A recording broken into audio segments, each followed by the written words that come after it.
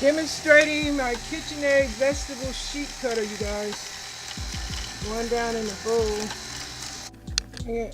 Okay, guys, this is apple number 2. Let me get this started. Hold on one second. Here we go, apple number 2 on the Kitchenaid vegetable sheet cutter. It's doing great. How about that? I gotta stop it. Back in a minute, you guys. Alright guys, I'm back.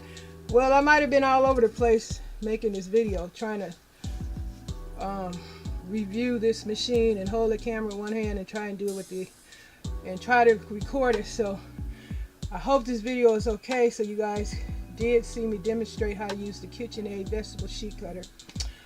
And I just did some apple slices, as you guys can see. Ribbons, apple ribbons.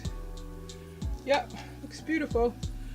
I just wanted to come here today and share with you guys my Kitchenaid vegetable sheet cutter. I love it. It works pretty good.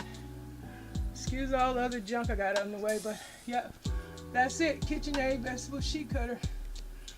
I love this thing. Thanks for watching, guys. I hope I did this video some justice. Not, I'll just redo it. All right. Thanks for watching. Bye now.